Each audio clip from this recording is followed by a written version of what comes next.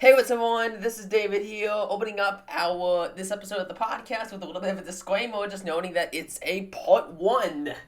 For the first time ever, we are releasing a podcast episode in two parts because this episode came out to over 2 hours. I don't even know what's going on. I think me and the crew will definitely never do that again. We will try to keep our opinions brief on the next Sasuke tournament just so that way it doesn't happen again. But hey, we want to go off the rails and that's okay. So this part we'll be covering all of stage 1. And yes, it did take us 50 minutes to talk about just stage 1 alone. And then part 2, which Crystal's going to be editing, is going to be covering stages 2, 3, and 4, and will probably come out in a couple of days from now if you guys are watching this on the day of release.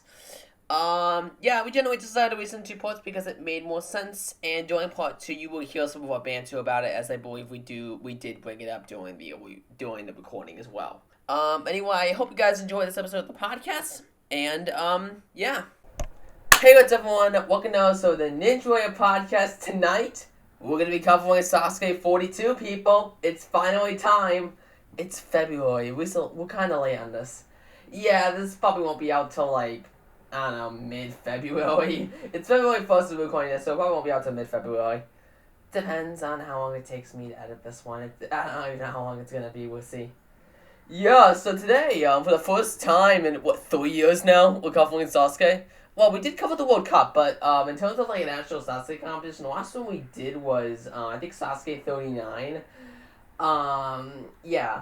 I'm surprised they even did that one because it was in the midst of NWP Junior and stuff. Yeah. Today we are covering Sasuke 42. Just to know, first off, there are a couple of things I want to establish before we get into it. First off, Sasuke 42 people, like we usually do with Sasuke, we covered Sasuke 38, we covered Sasuke 39, and then, we didn't cover Sasuke 40, and we covered Sasuke 41, though that file got corrupted while you were editing it. But usually what we do for Sasuke is we only cover the clears and the general results because we'd be here forever. We talked about every individual one. And that's still going to be the case. Yeah, generally speaking, the rule is that it's people that we know, clears, just the big moments here. If there's anything notable about the tournament, we'll obviously go over. Any new obstacles, we'll obviously go over, though there isn't really much on that tangent. And, generally speaking, we're just going to be talking about the tournament and all thoughts and feelings. Yeah, so let's just hop into it, starting with, stage 1, people. Those obstacles. Yeah, so, we have some returning obstacles and some brand new ones. We have the quad steps, rolling hill, which has been a combo since the very beginning of Sasuke, the very beginning of Sasuke. Yeah, no, dude, calm down. Okay, so correction here. That combo's been there since Sasuke 31. So it's basically a stage 1 classic at this point. Then we have a brand new obstacle, screwdriver, which we'll get to in a hot second. We have the fishbone, which has been there since about Sasuke 34. Then we have the twin diamond, known as the twin dia in a rough translation. We have the dragon glider, which is basically just a version of the double dipper. We have the tackle, and then the warped wall. Have we ever expressed all kind of opinions on stage 1 as a whole in Sasuke? I don't think we've ever said it in depth, so I'll say it right now. Stage 1 of Sasuke, it kind of blows, especially considering the one in AEW. Yeah, if you want to compare, I feel like the one in AEW, it just has so much more life into it than in Sasuke. I don't know why, it just kind of feels like it's the same course every year with minor changes. Especially, Sasuke 39, we just had a total victory, and the only change was a modification to the silk slider, from what I've heard, actually, the main reason they haven't been able to do it is because of the budget, because, well, yes, it is a tradition in Japan, and it's pretty likely that they'll still keep going, because it's still, pretty popular. And, especially since, they were able to do stuff like the World Cup and everything, so it's not like they don't have money. It's just that, constructing a course is expensive, so, they kind of just, work with what they got, and if I had to guess, they probably just, keep construction as much as they can, because they know they're going to be doing it next year. next year. Yeah, that'd be a good cost savings. So like they actually like they keep on paying the bill for the spread of land they use for the tournament every year because it is the same price. Like they never change it. So, oh like that's probably is what they do, and that's why the courses don't change because like maybe they just like tear down the obstacles once or something. Oh yeah, definitely. In terms of stage one, we have two new obstacles that weren't there on Sasuke 39 last time we talked about stage one. Those two being the screwdriver and the twin diamond. I mean, honestly, these obstacles are really fun. Yeah, I think it's cool like having two motor-based obstacles that are definitely more agility-based. I've always liked the twin diamond. I think it's just really dynamic looking. It might look simple, but it is pretty cool, and it did take out some shocking names this year as well. It's pretty deadly. Like honestly, I feel like if you don't get the timing right, you're kind of done. Yeah, I feel like honestly, it's the kind of obstacle to where it stops most of the amateurs. So it's basically separates the bad from the okay, that kind of thing. Oh yeah, because you can what's it? Excuse me. So the fishbone and the twin diamond, you can kind of luck your way through. But once you get to the double dipper, you have to have some actual like grip strength and agility to actually make it through. Yeah, like the Dragon Glider has always been a roadblock for so many ninjas, and we'll be seeing it here once again. The Twin Diamond just seems to be sticking out every time. Sticking out the last two times it's been there, and now it was the flagship new obstacle on stage one last year, and I think this year it shines just as bright. Yeah, and secondly, we have Screwdriver, something brand new to this tournament. I feel like honestly, what I would like about I feel like honestly this obstacle concept is pretty cool, but I think it should move faster. Oh yeah, it should be more, like I like the idea of being like well you only have one shot, but I feel like what it should be is more of a you get one shot, and it moves pretty fast, so you have to be on the money with it. However, if you're not, you do have a shot to catch it again, but it takes some time. Like there was this one girl who ran, who we won't dive into just because it really wasn't much of a one. But the first time she was the first person to get the screwdriver, and she thought that it would circle back around, and I thought it would too. So when it didn't, I was just like, oh, that's interesting. And I feel like it should just be faster and circle around, so you just lose time, but you have a shot to grab it. Yeah, I also think, in my opinion, it should be harder to grab onto. I don't really know how they would do that, but just, make it, less hard, less easy, just, wrap your arms around. Just to wrap your arms around. Yeah, definitely get what you're saying. Make it, a little bit harder. I feel like it could work if, you have, I don't know, some kind of, ball or cliffhanger grip there. But, maybe something that's just, a little harder for competitors to hang on to. Because, you could definitely, most competitors, what they can do, they can just grip their entire body around it and just make it. It's pretty easy just to grab onto it. Not many people failed it. Only really, people who, couldn't jump or, couldn't be fast were the only people who couldn't grab it. Though I do remember, and I do remember one Pacific grab. I think it was by Makoto Nagano or something. Well, I don't know. It was just barely grabbed it or something like that. Yeah, before we watched the tournament, I vaguely remember what you're talking about. I think. Yeah, so that was Screwdriver. I think it's a cool idea. It's just should be a little bit upped in difficulty if it was actually gonna do some weird damage. Yeah. I think, in contrast, the Twin Diamond, it definitely did a lot of damage during its first year, and it definitely stuck out as a new obstacle. The Screwdriver, it basically just became, kind of boring to watch every year. The Screwdriver, well, yes, it was an energetic part of Stage 1. It kind of just felt like once one competitor got it, everyone else had it. There really wasn't much of a trend to it. Yeah, I think, honestly, if you want to compare it to an obstacle like Roulette Low, Roulette Low was more you have one shot, and if you want more, you commit to that, then you're done. And that's why the obstacle was so cool to watch every time. Here, well, yes, you do have one shot. It's so slow, and, every competitor can get it. Again, you need one guinea pig, and everyone else is just gonna get through it just like that. There isn't really much more to it. Yeah, I think, real quick, we should talk about that time limit, which is 1 minute and 50 seconds, or 2 minutes and 15 seconds for women. What are your thoughts on this? I think it's pretty okay. There was some down to the wire clears here, and, is here, and the fastest time was 30 seconds over the limit. So generally speaking, I feel like if you lower it more, I like the idea of it being more of a crunch, but I feel like it's a nice balance, especially considering like A&W is like, a whole 100 seconds more, Yeah, A&W, I think the time limit as of A&W 16 is 2 minutes and 50 seconds. Like, that's brutal. I think that's crazy compared to this. Yeah, especially when we come to stage 2. Like, when we talk about that, like, yeah. I have some opinions about stage 2. Like, it didn't change. Like, I actually want to bring up a discussion about stage 2 when we get there. Oh, hey, man, we're all here for it, dude. That's what we're here for. Alright, so anyway, now let's talk about the tournament itself. Tournament itself. Now, I have to give, Now, I have to give some props to a couple of things before we move on here. First off is the Sasuke Vault. Now, via the Sasuke Nerds on YouTube, they have a Discord server known as the Sasuke Vault. And this gives you access to basically every single Ninja Warrior show in history. Like, literally, through Google Drive links, this is literally every single Ninja Warrior show. Like, subtitled Sasuke shows, the International Ninja Warriors, old A&W seasons, all in HD and good quality from what I've downloaded. Like, literally, this is the best place for Ninja Warrior content right here.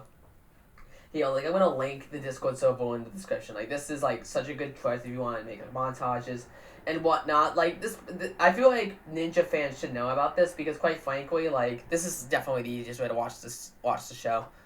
Oh, yeah, and, it's nice to have, like, an actual way to get the tournament instead of having to, like, beg on a YouTube community post and then someone who probably had access to the vault itself to give us the link. Yeah, that is probably exactly where it came from, if I'm being completely real. Last year, CY Gaming gave us a link to it, and he's like another YouTuber who who mostly does Roblox Ninja Warrior, but he gave us a link for it, and now this time on we actually have Sasuke Vault, and like this also will allow us to cover like literally anything we want. Yeah, like, we can cover that women's championship if we want to. Yeah, I feel like, here's the thing. So, like, now that I have access to all these Ninja Warrior things, my brain is starting to think, like, what can we cover? And, like we said before, we want to cover Team Ninja, and that's definitely still on the planning documents. I feel like, honestly, that will probably happen, let's say, the episode after the Stage 5 Ninja was probably that episode. Maybe. I think, honestly, the way I can honestly put it is, like, we recorded one episode for the anniversary of the podcast a couple weeks ago at this point. But that will definitely be coming out after the State of Ninja, so probably after that episode. But, like, the episode we record after State of Ninja is going to be the Team Ninja stuff for sure. Yeah, because we've watched the entire series a couple months ago, and it just hasn't been able to happen due to Ninja and us not having time. Also, the World Cup episode being, held back for so long, because, again, it didn't release until, you released on the 24th? You actually released on the 25th, remember? Oh, yeah, you gave me the file on the 24th, and being like, hey, I just got off school, so I got a whole bunch of time to finish this, and I did. And I was like, oh, yeah, absolutely, and you get off school way earlier than I do, because you're in college and not in high school, so, you had a lot more time to finish this than I did. And, yeah, I released it. Just hours before it would have aired in Japan. The Sasuke 42 would have aired in Japan, and now we're here. My humblest apologies for us being a month late on this, but it happens. Yeah. And finally, I want to thank Ninja Warrior Wiki for giving a really nice edit to the wiki pages, where it actually has a pull-down menu for each of the stages' results. Versus just, like, seeing them, like, so you don't get spoiled unless you look at, like, the little bio thing in the corner. Oh, yeah, actually, I do see it because they're right here and we're using the wiki page. Yeah, that's pretty cool. Yeah, the A&W stuff doesn't have this yet. I feel like there should be an overhaul, so that way, all the tables are like this now. But it is pretty cool that this is the case, and honestly, I greatly commend it, because it makes, like, looking up, like, obstacle names and whatnot before you see the episode pretty cool, and if you get like, it's a lot harder to get spoiled for this being the case in case you just look up the wiki page by accident or something like that, or like you aren't aware that like it's out and like you look at it just because you want to or something like that, like that's happened to me before. Yeah, definitely. So are you guys ready? You guys ready to cover stage 1? Yeah. So like I said before, we're gonna be covering the people that we know, meaning the shocking fails will be covered. And anyone who clears will at least get a mention, though used to be mentioned, and will mention anything during their one that was interesting or notable. However, aside from that, we're generally going to be skipping a lot of ones. Any like the big celebrities from Japan and whatnot that we don't really know, we're going to skip. A lot, unless someone, had any notable wipeout that we remember, we're not really going to show it. I feel like we're going to like be jumping a lot here. Oh yeah, definitely. There's some interesting ones that I do think we should rewatch aside from the people we know, and the first clear of the night, like there's one I really do remember that was like super duper close, but yeah. Alright, so I think we're ready. So the first one of the night like that we're going to be covering is number 11, and I think I should have just said this earlier. Oh yeah, I'm sorry if I butcher a lot of these names. Oh yeah, we're totally going to like sit out aside from aside from the ones we know, like we're probably gonna butcher a lot of these people's names because again, no Japanese. Who wants to say it and just to get it over with? No! Why are you no? Okay, we picked John. Oh no. Okay, so Crystal said that and they both just turned and looked at me. Yeah, you just do it. Fine. Must. Yamashita Yuta. See, that wasn't out, right? One of us would have fucked it up. God damn it. Anyway, this guy, he cleared stage 1 last year, and I didn't remember this one that he did that when I was watching, but knowing that I think it even is more interesting to see him won again at number 11. He was basically poised to be the first clear of the tournament. But then he basically just stalled at the warp wall. Yeah, this guy's one was like almost flawless, really good use at the time. He had about 30 seconds left when he reached the wall, and like, I was so sure he was gonna clear it. Then he just like flopped down and like really couldn't want to like. Yeah, I think like honestly, seeing him make this like I thought the first attempt, he like turned around and went back and forth at pace. I'm just like, dude, you're wasting your fucking time. You're making yourself dizzy and wasting your own time. Like, what the fuck? Yeah, I think honestly, it's one of my biggest problems with Sasuke. Is that on the wall, like, my personal thing is that when approaching the wall, you should use the one way to your advantage, right? Use that slope. You should sit on that transfer if you need half a second, and then, go use the downward momentum to propel you up. And that's kind of how you have to tackle that warp wall. But the Japanese ninjas, they don't even do that. You have so little one-up if you don't use that slope. They just don't use the slope. Or, like, they just, like, put their foot on the slope and then just run. Like, you have so much little leg room to use if you don't do that. And, that's such a common thing with Japanese ninjas. It kind of feels like that's the reason why the warp wall is such a common road drop. People like Kamaguchi or something. Yeah, it's so weird. Anyway, he timed out there. After that, we had Kajita Hiroki, who ended up being the first clear of the night. One more thing of his one is the fact that he almost fell on the fucking quad steps, which I think would just went humorous to see. Yeah. And, like, his foot looked like it went right through, it would have, like hit the quad step, but then, like, it would have just, like, I don't know how to describe it, but, like, when, like, you hit something, but then, like, it just slips off, so the friction just like pulls you off. I think that's what it looked like. It literally looked like the foot that hit the quadricep was just gonna like immediately fall off, get traction, but then just like fall, and like that would have been like ugh. But he was fine. He ended up clearing. After that, we had number 18, Sakiwa Koji, who ended up being the next clear of the night as well. I think this one was just notable because of how much of a show-off this guy was. Oh, fuck yeah. Like, he did a flip, not only off Twin Diamond, but also off the warp wall. Like, this man being too dressed over here, man. Yeah, I mean, I don't think his one was really notable aside from that, though. No, not really. I think it's just what he humorous. Like, some people just like to be showboards. Yeah, it's like, the guy on the flying ball from the World Cup, and it was just like, I just, like, because I was doing enough to do it, it looked fun, and this guy's just same story, I just wanted to do a flip, Yeah, that's just like Bob Weiss from A&W. Like, he was like, I'm gonna do a flip on the jumping spider, and I just like, I think honestly, like, on that tangent, like, it's so much cool when they're gonna do these cool things, but they don't tell us beforehand. Yeah, like, I just have another one too, Donovan Matoyo. When he does the 360s on the warp wall and whatnot, like, he didn't really say he was going to do that when he did it, and that's kind of why it's a big surprise. Yeah, like, his stage 1 one from season 13 is still one of the most memorable I've seen in a long, still one of the most memorable NW ones. Not only because he got the twist, but also because he got the but also because he got the high road. Like, people like that who know the showbird, I think that they have a real place in Ninja Warrior. A real place. That's a good one, actually. Oh, man. Alright, so after that, we have number 31, Umara Takumi. Who was our first ninja from the Sasuke 42 trials this season.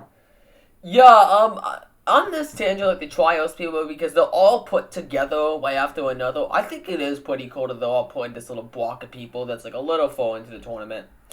Yeah, I feel like the people who are watching here, they care. So like, I think it's pretty cool they'll put here. They're given decent spots in the round, even if it is one after another. I think it just looks cool.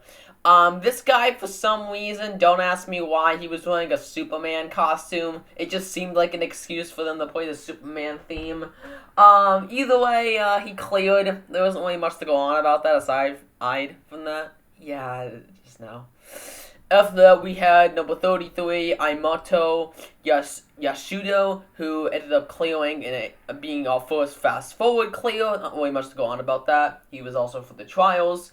And after that, the next guy we're going to be covering is number 39, known as 39, Wasabi, who came very close to clearing, like very close. Yeah, this guy, this was kind of a sad one to watch, because, like, he was using his time pretty well. He had a wall with about 20 seconds, so he definitely could have cleared. But then he just missed. And I could tell, like, the effort there. He really wanted to clear on. Like, you kind of feel the emotion there. He grabbed the top and then just couldn't hang on right at the edge there. Like, you can feel that. Yeah, I think though the one afterwards, Kaijawa, Hayate, number 40. Goddamn, that was like fucking blaze it. That was awesome. Yeah, so this guy, I believe he also had the fastest time on stage 1 last year.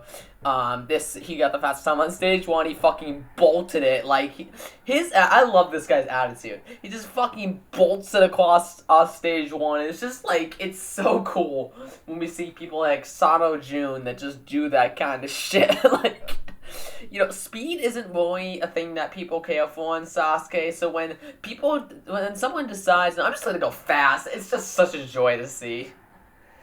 Yeah. After that, we have a couple more after a couple upper ones that aren't really notable, we have Kyoto Nagano, who is of course the son of Makoto Nagano. Yeah, we talked about it last year in that podcast episode that you guys will never see the light of day of. We talked about his one. That one was such an inspiration, such a cool one to see. This kid was 14 then, he is 15 now, and he cleared again. It's just impressive to see.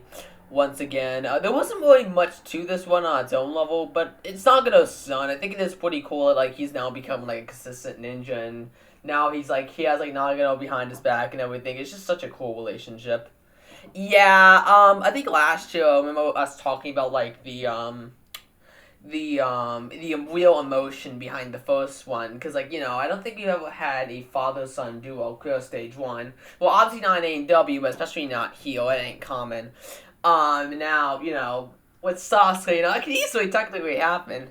I don't know. I mean, Nagano hasn't really been that far into stage 1 in quite a hot minute, but like, it's not like Nagano can't do it. He's still like Nagano's still performing quite well for his age, especially considering like just circumstance. Yeah, definitely, and definitely. I think it's awesome that we can talk about his son now. Yeah, it's like I kind of wish, like, in AEW, like, there were more of, like, ninjas' children, like, get the one the course. 'Cause, like, the only things, like, and, like, because, like, most of the ninjas, if they do have kids, they're too young to compete. And the only ones I can only think of are, like, what's it, Jody Avila's son, what's his name? I don't remember his name. They named him The Future, which was really dumb. But, anyway, he ran into Junior 3. And he's probably poised to compete if he gets old enough in time. And there's other ninjas proteges, but like there wasn't really like a situation where he was the father who did super duper well in Ninja, and now he is the kid. Like it's very like definitely for sure. Ninja Warrior, like A&W hasn't existed long enough to where another generation of kids can win it, but like. We're that close, though. Oh, yeah, definitely. Like, I'm just trying to think of an example here, like Travis Rosen's kids, they probably never won A&W, but, like, I'm pretty sure they're old enough.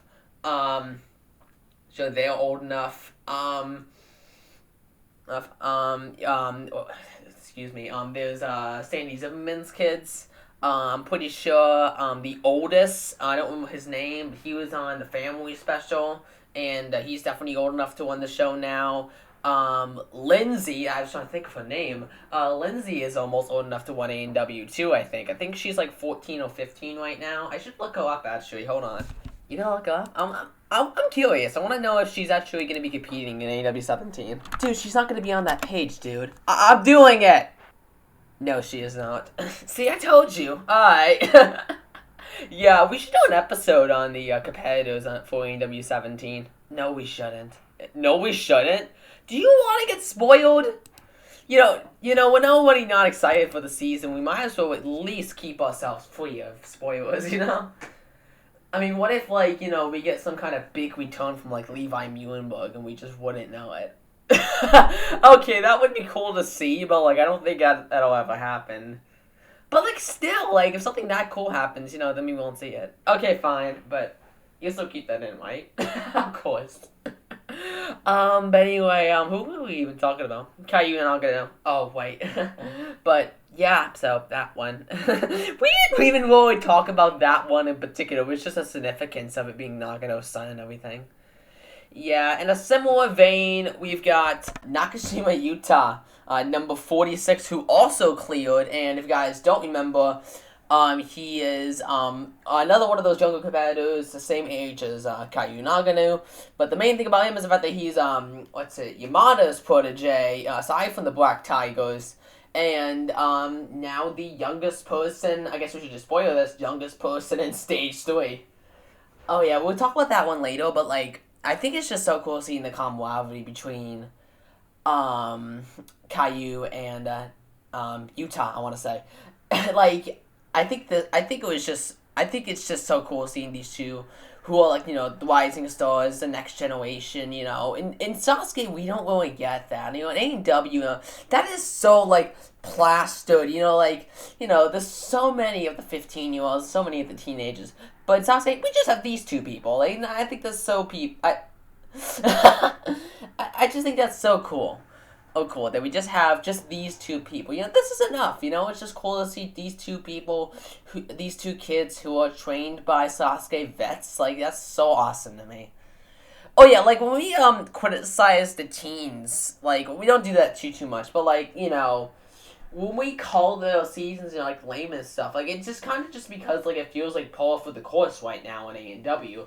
But, in Sasuke, it still kind of feels impressive, and plus, like, Sasuke, these are the only two people you got in terms of super-duper young guys, Sasuke doesn't really let anyone else in, especially since, like, I don't even know what the age limit is for Sasuke, but, like, these guys are definitely the exception to the rule, for sure.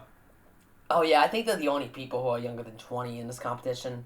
I could easily be corrected, but like I believe so. Yeah, after that we have our next fast forward ordered clear from Takasuka Hayota, number 47. Isn't really much on that one. He is one of the Black Tigers though. After that we had probably one of the funniest and coolest ones, number 51, Boltman. Yeah, I'll be completely honest, this was really humorous. Like, just from a viewing standpoint, this guy in a costume, doing super duper well and getting ulted to the fucking warp wall so close. Like, who is this guy? We need to know. If we don't have a name for him and like his real name, and it's just like seeing Jamie Wan. Like the costume competitors aren't really all that famed and known, so just seeing one to do so well is kind of cool. I will definitely say. Yeah, there wasn't really much on that one, but it was just cool to see a costume competitor do that well and get that close. I mean, he literally grabbed the top of the wall twice. Like, there's no getting around that. That was just cool. Yeah, then we have the next clear, number 52, Sugeta Wene, who ended up clearing with 2 seconds left. Very tight clear right there. Like, literally got up the he had like 10 seconds left. It was one and done. It was so cool. Oh, cool, this one. Yep, after that, we have the next two fast-forwarded clears. We have Yusuke Sasuke. Uki ended up clearing with 6 seconds left. And then we have Mutamahiro Mutu, who ended up clearing 18 seconds left. Yep, both of those were Tahis number, we'll fast forward it, it's 54 and 60 respectively. And after that, we had Hyoki Masashi, number 61. Yeah, Hyoki's always that guy who's just like, yeah, they always show him, but he's so, like, not special anymore. It's funny.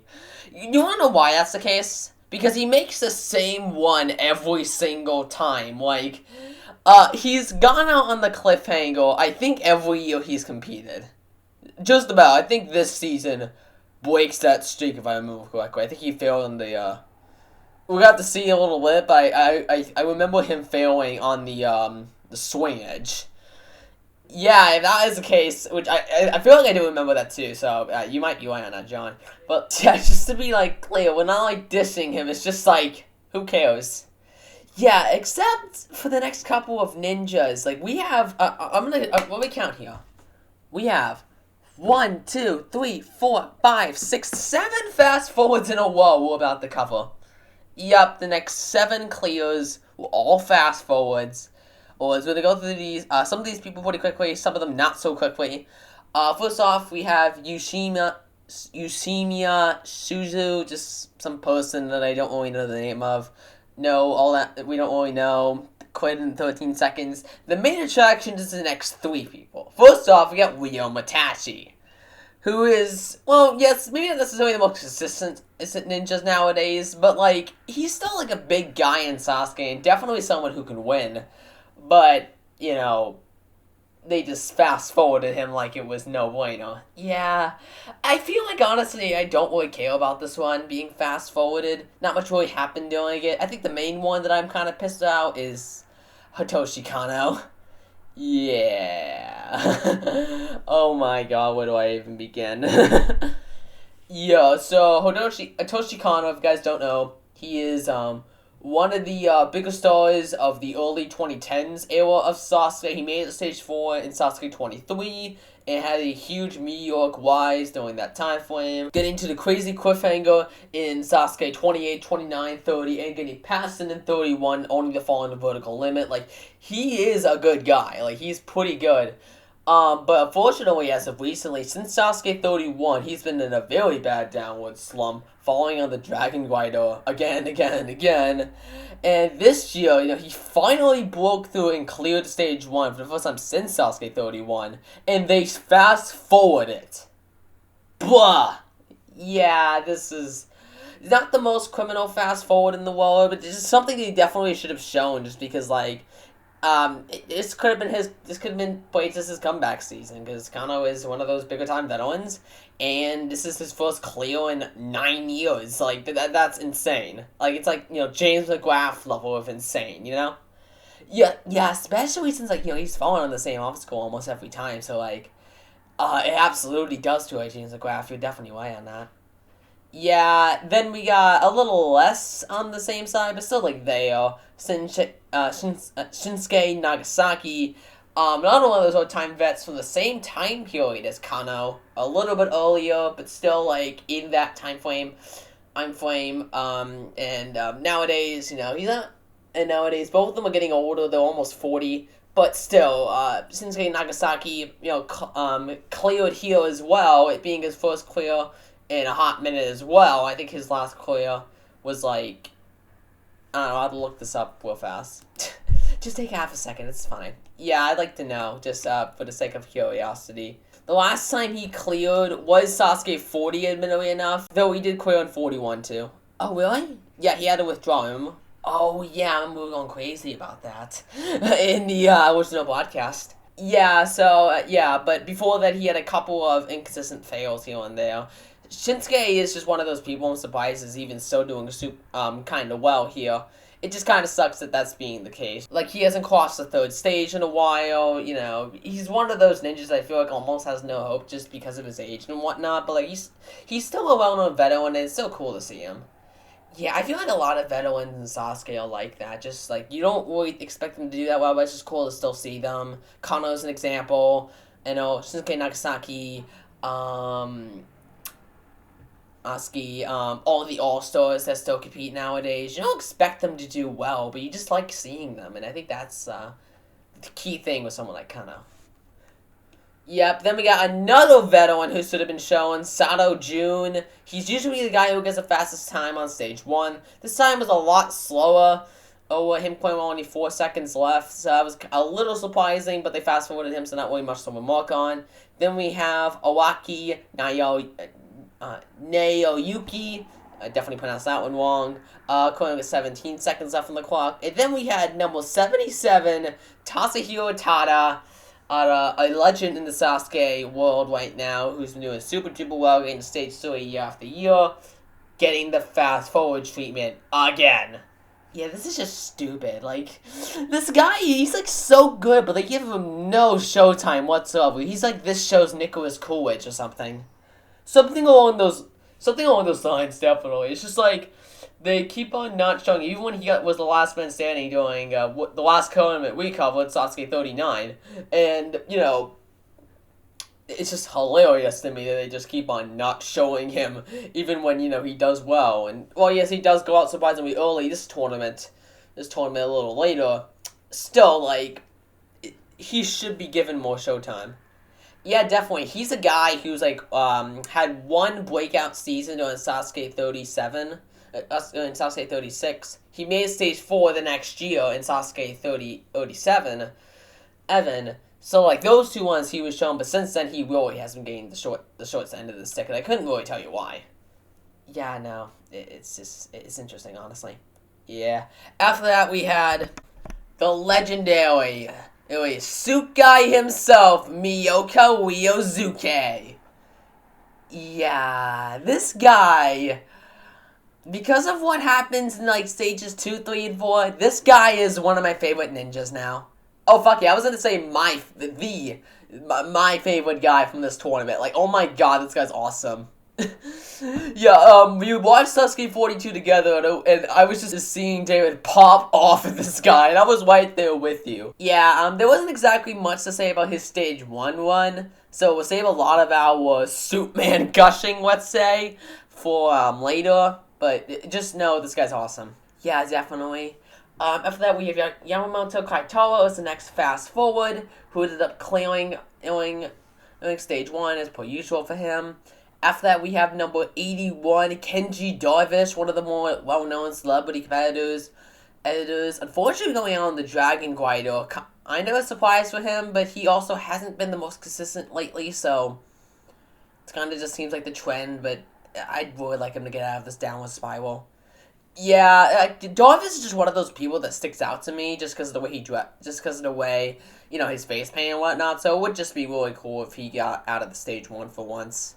After that, we have Oshima Ayano, like we've said previously back in the World Cup. She's probably the top female Japanese ninja right now. Unfortunately, going on the Twin Diamond, which was a surprise. Definitely not what I was expecting from her. Expecting her to hopefully at least get close to clearing, if not clear. And then we got probably the most criminal fast forward in this entire tournament, at least in my opinion. Oh, fuck yeah, we have Olivia Vivian from Australia, who straight up just doesn't get shown, but is the only woman to clear stage 1 this season. What the fuck? Yeah, it was just like, I think it was last year where we had 3 women clear stage 1. It was either that or Sasuke 40, one of the two.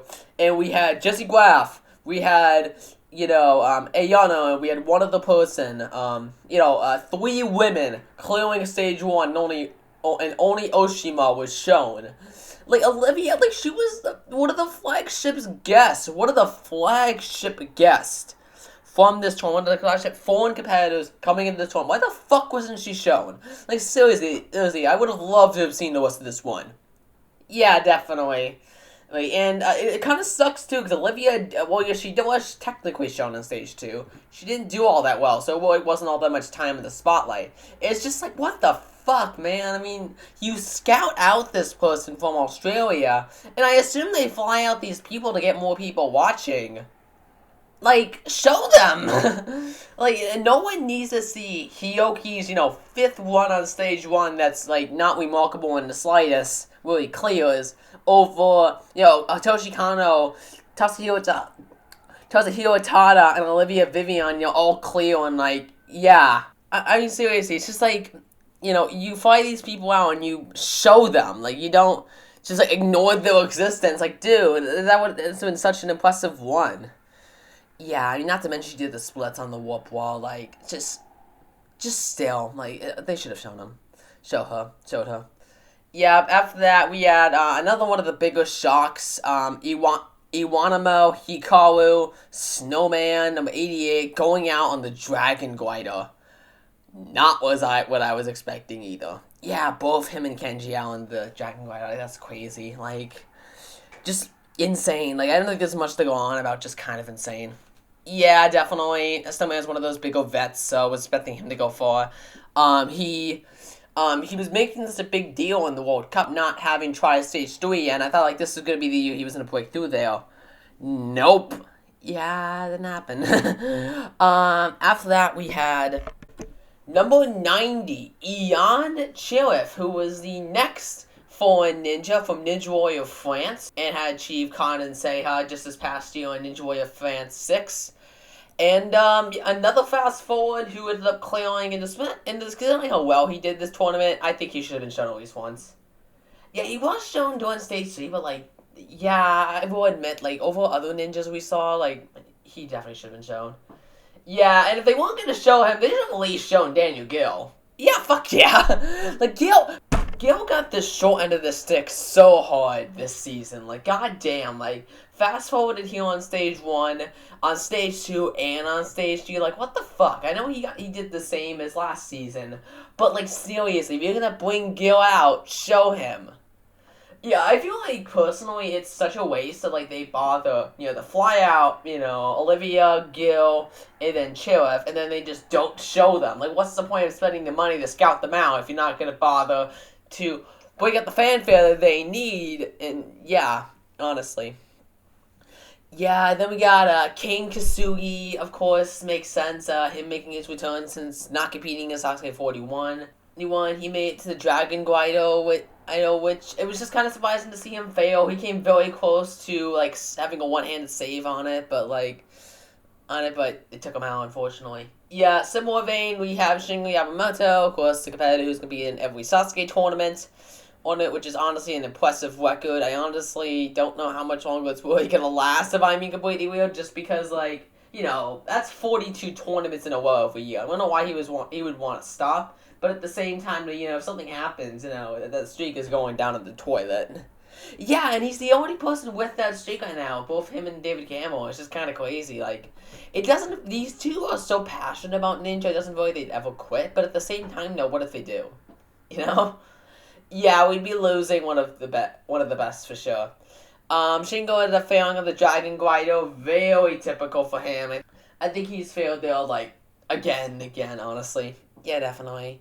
After that, we have it's probably one of my favorite ones this season, the return of Bunpei Shiratori. Yeah, so let me just give you guys some background on this one. Bunpei was a legend in the early Sasuke days. So around the time of, like, Sasuke 10, was it? Sasuke 12 was his way out year when he made it to stage 4, so, like, that was a big one. Yeah, so we'll say that. So Sasuke 12, he made it to stage 4, and then he started becoming a huge star, making it to the third stage pretty often, eventually becoming an all-star. And unfortunately, he was the first of them to stop competing, his last tournament being in Sasuke 21. And where from there, a lot of health problems ended up stopping him from competing. He did make one small appearance during Sasuke, I think it was Sasuke 30, where he made a surprise return, though he ended up going out on the Jump Hankai. And from there, we haven't seen him since until now, where he makes a surprise appearance in Sasuke 42. You know, give this all the fanfare it deserves. You know, Bumpei, he's not really a guy I looked up to all that well, but he's very much so someone I feel bad for, because he's made it to stage he's cleared stage 3 once, but he also had 2 runs where he made it to the pipe slider, got the dismount. Got the dismount, but it was either in Sasuke 13 where he literally touched the landing pad and lost his balance, falling backwards into the water. God damn, that fail is so rigid in my head. It's like the stupidest fail on Ninja. And then we have him in Sasuke 16 with he showed doing B-roll of him is literally frictioning the landing pad with him being short. That hit hard, especially since that was the last Ninja standing at that tournament as well. So, Bumpei has had his history, so it's so cool for him to get the fanfare he deserves. Fortunately, he went out on the fishbone, but honestly, it's okay. It's okay, it's fine. Yeah, I don't know what you were expecting from him, if you were expecting him to do better than that. After that, we had Kasumi Yamada, who I don't think I have much to say about his one. He made it to the Twin Diamond, which was a little surprising, I guess. But, yeah, I don't have many notes here. Yeah, no, it's I don't know, it's I feel unlike Bumpei and Kane, Kane we've never talked about on Sasuke until, on a podcast until the World Cup, but Yamada we've talked about in Sasuke 38, 39, 41, when we covered that, the World Cup, and 42, there really isn't much to go on about with him, we've already stated our opinions, so, his one wasn't really remarkable. I feel like the only way Yamada could be any sort of notable at this point is if he clears stage 1, which he hasn't done since Sasuke 12. But we know he's never doing that. He's almost 60. That's crazy to even think, but yeah. There's just no way. Yeah. From there, we had some really good ones to watch. First up, we had Tomohiro Kawaguchi. Oh my lord, I am so glad for him. Yeah, man. Yeah, Tomohiro Kawaguchi, so good to see him finally get back to his standard and clear stage 1 and finally get past the warp wall. I don't know why it kept them away for so long, but it's so good to see him clear it again and move on to stage 2 along with all the other guys where he belongs. After that, we had Yamamoto Yoshiyuki. Honestly, there wasn't really much to know about this one, but he was one of the faster ninjas. I think having the second or third fastest time of the night. I don't know for sure. I think it was second. He ended up quitting with 34 seconds left and is also one of the top veterans and ones who's made it to stage 4 before.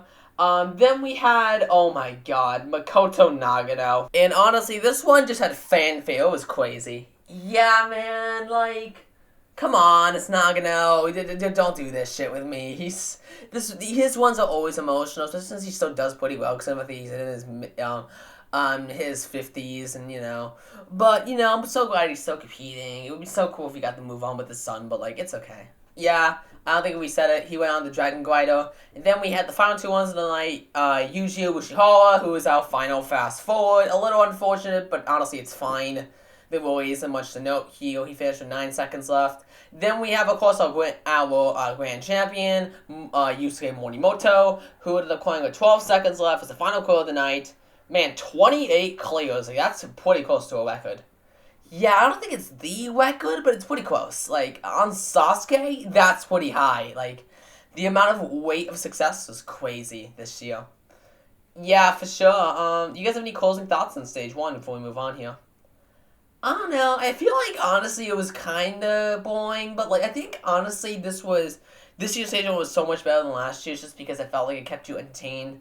I wasn't entertained last year. I can't say that, but, I felt like there was something on the line this time, and it was so cool seeing so many returning vets and seeing everyone around, and it was so many good moments, like all the comebacks we saw from Kawaguchi, Stakano, to Shinsuke, like there was so many this time, and though yes, they weren't really shown, it was also cool to see the foreign people, Ippo and O'Gill, Chalef and Vivian, and seeing the All-Stars and all that stuff, like there was so many cool ones in Stage 1, like I can't deny, like, Stage 1 was pretty okay. I think it was honestly enjoyable watching the first time around. And while, yes, I do think it was a little bit of drag the second time, it was still pretty good. I liked it. Yeah, alright, so, with that right there, let's move on to Stage 2. Oh god, we are already, like, 50 minutes in. God, what? Seriously, what? I'm not joking with you, Crystal. We are legitimately 50 minutes in. What the fuck, girlfriend? My god! We have too much to say about these people, man. I don't know, it's like, Sasuke is usually one of our shortest episodes yet, because there isn't really much to go on about, but I think we've, learned how to talk about people. I mean, clearly, if this is the kind of the caveat here,